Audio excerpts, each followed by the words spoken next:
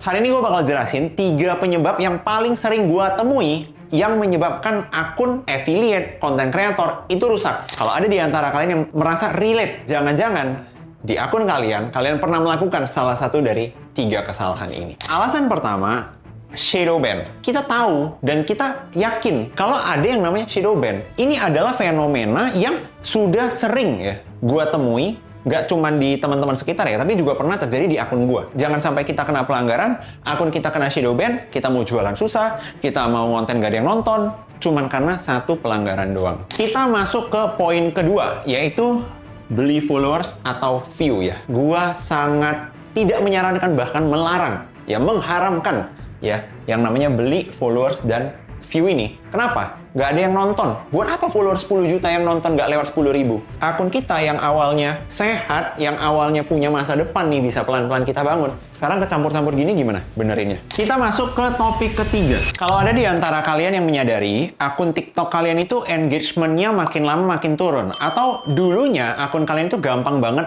FYP, konten-kontennya dapat ribuan view, puluhan ribu, ratusan ribu, bahkan jutaan view. Tapi kenapa ya sekarang akun TikTok kalian itu kayak nge-stuck? Cuman 200 view, bahkan paling parahnya ada yang nggak tembus puluhan view. Jangan-jangan yang lagi terjadi di akun kalian adalah akun TikTok kalian lagi rusak. Hari ini gue bakal jelasin 3 penyebab yang paling sering gue temui yang menyebabkan akun affiliate konten kreator itu rusak. Jadinya engagement-nya turun, interaksi dari penontonnya juga turun.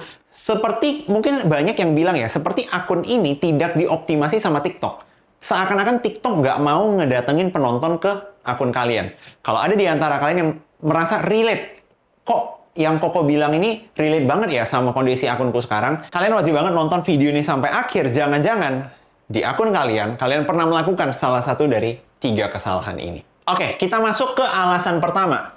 Alasan pertama, shadow ban. Nah, sebenarnya topik shadow ban ini ya sedikit kontroversial. Kenapa? Karena kalau kalian nanya ke pihak TikTok ya, mau itu AM, CM, yang penting tim TikTok, mereka tidak akan bilang kalau shadow ban ini nyata.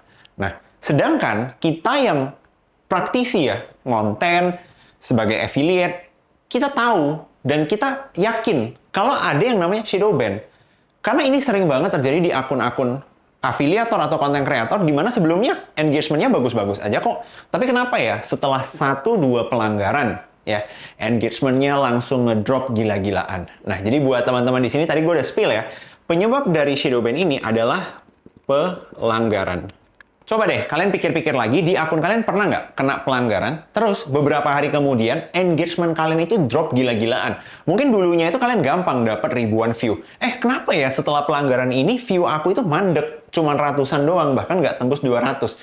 Ini adalah fenomena yang sudah sering ya gua temui, nggak cuma di teman-teman sekitar ya, tapi juga pernah terjadi di akun gue. Gue mau share satu cerita atau pengalaman. Jadi, dulu itu gue pernah ada akun ya, yang followersnya itu di angka 200 ribuan.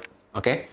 200 ribuan. Dan akun ini ya, secara rutin, tiap kali posting ya, sebelumnya itu untuk mendapatkan 100 ribu view, itu sangat mudah. Bahkan tutup mata. Bahkan topik apapun yang gue bahas ya, jelek-jeleknya, sejelek-jeleknya, view-nya itu pasti sedikit di bawah 100 ribu. Mungkin 95 ribu, 99 ribu. Itu udah jelek banget menurut gue. Karena rata-rata view-nya itu ya 100 ribuan, 200 ribuan, bahkan jutaan. Oke? Tiba-tiba ada satu hal yang terjadi di satu hari ya. Akun gue terdeteksi melakukan pelanggaran. Pada saat itu akun gue terdeteksi melakukan pelanggaran giveaway. Nah, jadi buat teman-teman yang nggak tahu, TikTok itu lumayan strict ya untuk konten-konten giveaway. Dimana kalau misalnya kita melakukan konten giveaway, ya kita harus menjelaskan secara rinci sistem giveaway-nya seperti apa hadiahnya, berapa, sistem klaimnya seperti apa, sistem ikutnya seperti apa. Kalau tidak, kita itu bisa terkena pelanggaran karena kita dianggap berkemungkinan atau berpotensi melakukan penipuan. Nah, jadi sebenarnya TikTok itu mau nge-protect audiens dari oknum-oknum yang menggunakan konten giveaway untuk melakukan penipuan. Gue saat itu bikin konten, gue mau ngasih barang gratis. Jadi kayak akses gratis untuk produk tertentu. Gitu. Bahkan nggak giveaway, gue benar-benar semua orang mau akses boleh gitu, nggak ada persyaratannya. Nah, Yang terjadi adalah TikTok mendeteksi sepertinya nih orang kayaknya nipu nih. Karena ada bilang silahkan buat yang mau klaim, buat yang mau ambil gitu kan. Pasti ada bahasa-bahasa seperti itu. TikTok mendeteksi kalau gue melakukan konten giveaway. Akhirnya akun gue terkena strike. Jadi akun gue itu muncul notifikasi kamu telah melakukan pelanggaran dari konten ini, alasannya bla bla bla bla bla. Oke. Pada saat itu, yang bisa gue lakukan itu ya gue aju banding seperti biasa ya, karena gue merasa tidak melakukan giveaway. Nah, tapi yang namanya aju banding itu kan tidak langsung di-approve ya. Besoknya yang gue lihat, teman-teman bayangin ya, tadi kan gue cerita, awalnya gue mau posting konten sejelek apapun, serandom apapun, dapat 100.000 view itu gampang sekali ya.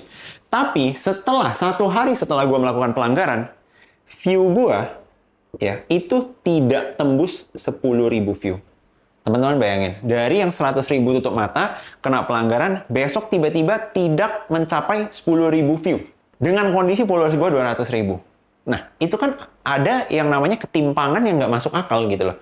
Kalau misalnya, dulu gue view videonya itu 100.000 gitu ya, kena pelanggaran, turun jadi 80.000, gue mungkin masih bisa mikir, mungkin konten gue yang kali ini agak jelek gitu ya, atau agak nggak menarik gitu ya. Tapi 100.000 turun ke 10.000, ada sesuatu nih. Nah, makanya dari sana gue asumsikan ya ada yang namanya shadow ban.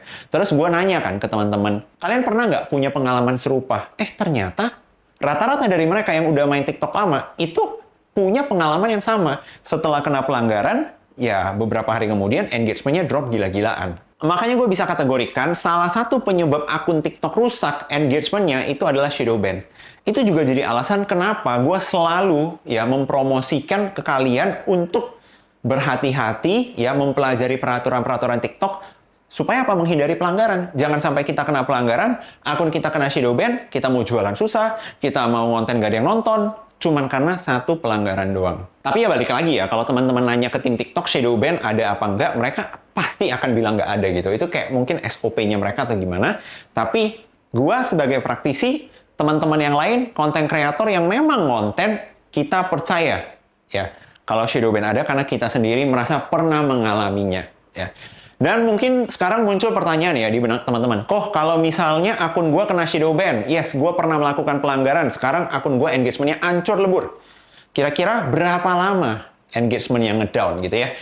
Tidak ada durasi yang pasti, ya. Gue bisa share dari pengalaman gue sendiri. Sebelumnya itu akun gue engagement-nya itu ngedown sekitar 2 bulan. Ya. Apa yang gue lakukan, gue tetap konsisten, gue nggak berhenti posting, ya. Gue kejar konten-konten yang berpotensi FYP, gue bahas topik-topik yang viral, gue bahas topik-topik yang trending untuk ngangkat akun gue balik, ya. Dan setelah 2 bulan, engagement-nya kembali normal, ya. Yang akan gue sarankan kalian hindari adalah jangan sampai ketika kalian kena shadow ban, kalian lihat itu view-nya turun, kalian jadi malas posting. Akhirnya apa? Akun kalian tidak tertolong. Ya, udah engagement-nya turun, kalian jadi nggak konsisten, itu nanti kita di poin ketiga kita akan bahas tentang nggak konsisten, ya. Jadinya akun kalian nggak terselamatkan, nggak bisa naik lagi. Itu yang menurut gue harus dihindari. Jadi, poin pertama, kenapa akun bisa rusak? Ya karena shadow ban akibat pelanggaran. Hindari pelanggaran yang ada di TikTok, pelajarin apa-apa aja, jangan sampai kalian terdeteksi pelanggaran dan shadow ban. Kita masuk ke poin kedua, yaitu beli followers atau view ya. Nah, jadi seperti yang kita tahu, di TikTok itu kan kita ada opsi banyak yang jual kan. Mau beli view, mau suntik view bisa. Mau bot untuk komen bisa, gitu ya. Mau suntik followers bisa. Gitu kan. Ini sesuatu hal yang kita tahu ada dijual. Tapi gua sangat tidak menyarankan, bahkan melarang, ya mengharamkan ya yang namanya beli followers dan view ini. Kenapa? Karena ya teman-teman harus tahu TikTok itu pakai algoritma. Jadi TikTok itu, akun TikTok kalian itu bukan untuk ajang pamer-pameran, gitu ya. Nggak ada yang peduli mau kalian followersnya 10 juta, berapa juta. Kalau view-nya jelek gimana? Nggak ada yang nonton. Buat apa follower 10 juta yang nonton nggak lewat 10.000? Benar nggak? Atau buat apa ya followers kalian banyak, view-nya juga kalian suntik nih, view-nya juga juta-jutaan. Tapi pas kalian jualan, nggak ada yang beli. Buat apa? Nah, jadi buat teman-teman di sini harus paham. Nyuntik followers, nyuntik view, itu hanya merusak akun TikTok kalian. Kenapa? Nih gue jelasin ya teman-teman ya. Kalian bayangin, TikTok itu menggunakan sistem algoritma, sistem learning. Di mana, katakanlah ini akun kalian ya. Ini akun kalian, oke?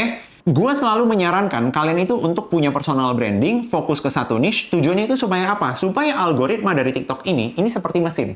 Ya, ini seperti mesin, sistem yang membaca. Oh, ternyata akun Leo di TikTok itu topiknya itu bahasnya soal konten, soal affiliate. Setelah ini kebaca sama sistemnya TikTok, TikTok itu pintar. Ya, sistemnya itu sangat pintar. Dia akan membantu akun gua, ya, dia akan tembakin ke penonton yang interestnya sama dengan ini. Paham ya? Jadi kalau misalnya TikTok itu udah ngebaca, wah, akun Leo itu banyak disukai, banyak ditonton sampai habis oleh peminat-peminat konten affiliate. Berarti tugas gue adalah mencari lebih banyak orang yang punya minat dengan affiliate untuk harus nonton kontennya si Leo. Dapat ya? Nah, teman-teman sekarang bayangin, oke? Kalian kepikiran, aduh, view aku cuma 5.000. Ya, kurang keren kalau dilihat oleh temanku view-nya 20.000. Udahlah, biar aku bisa keren-kerenan, aku bisa pamer, aku bisa tunjukin gitu kan. Kita suntik followers, kita suntik view. Anggap aja sekarang akun kalian ya, dari yang awalnya 10.000 followers.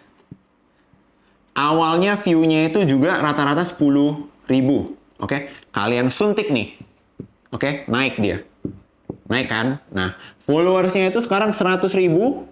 View-nya kalian juga suntik nih. Duit kalian banyak nih, suntik terus. Ya, sekarang view kalian rata-rata 50.000.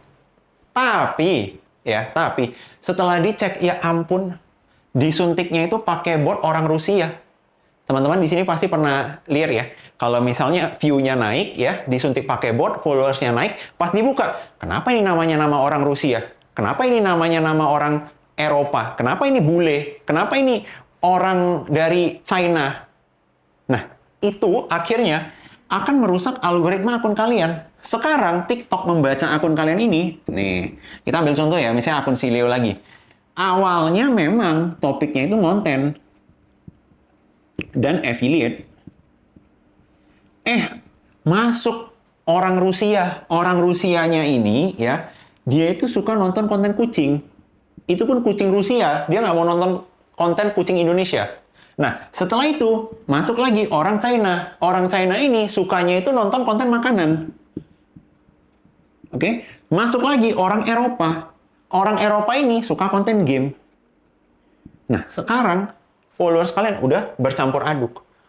Pertanyaannya, TikTok sekarang dengan sistem algoritmanya yang pintar, dia mau mencari siapa nih? Dia mau tunjukin ke orang yang suka konten, orang yang suka affiliate, orang yang suka kucing di Indo atau yang di Rusia? Konten makanan yang bahasa Inggris apa Indonesia? Konten makanan, konten game China, game Indonesia, game Vietnam. Nah, jadinya kan audiens kalian rusak. Sekalipun, nah kalian kan tetap akan lanjut konten tentang affiliate kan? Nah, kalian lanjut konten tentang affiliate, yang nonton orang Rusia nggak paham, ngomong apa lu? Kan gitu ya? Akhirnya apa?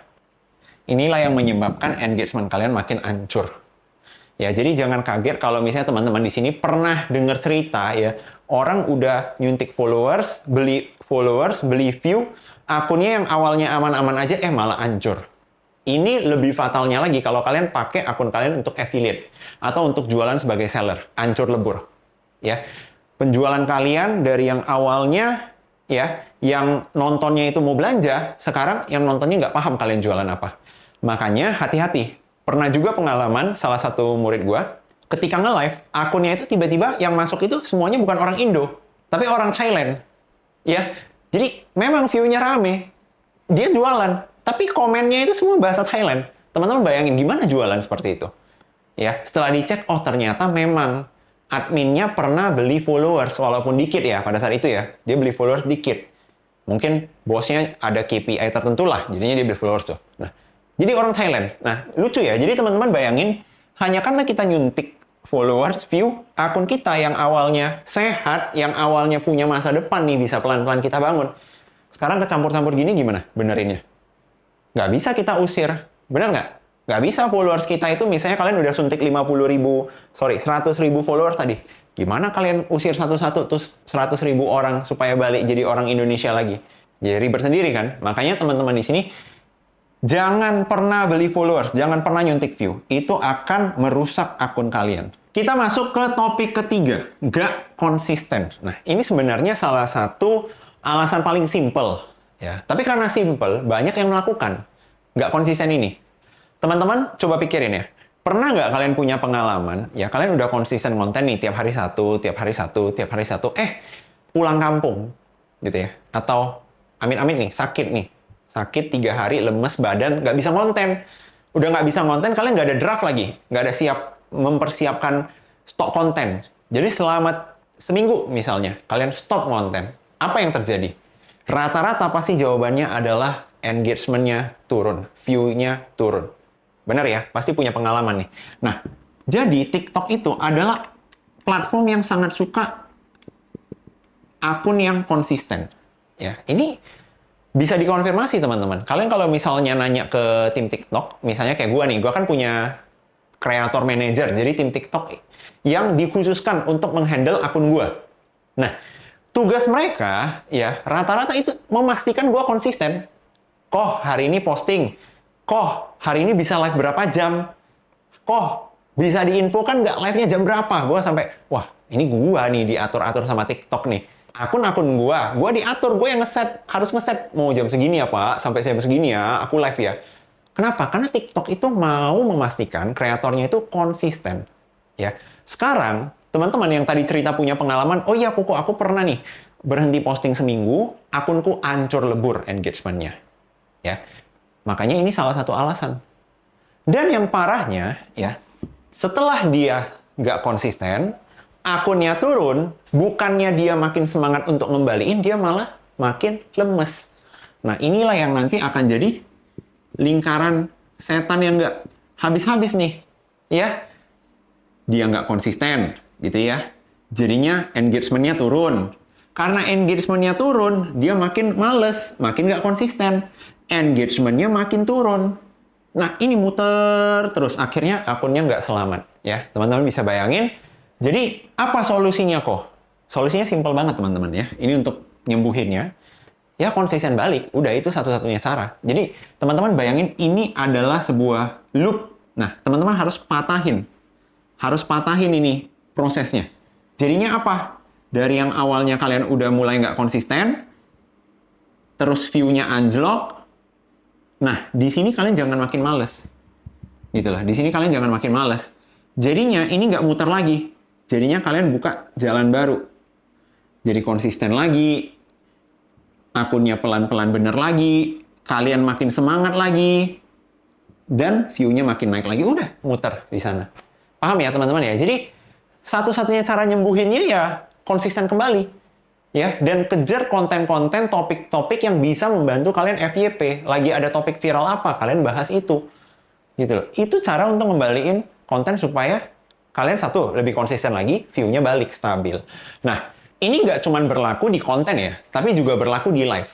Ya, makanya kalau misalnya teman-teman di sini aktif jualan live, ya, kalian pasti perhatiin kreator-kreator besar, ya, yang nge-live, jualan di live, itu pasti punya yang namanya co-host.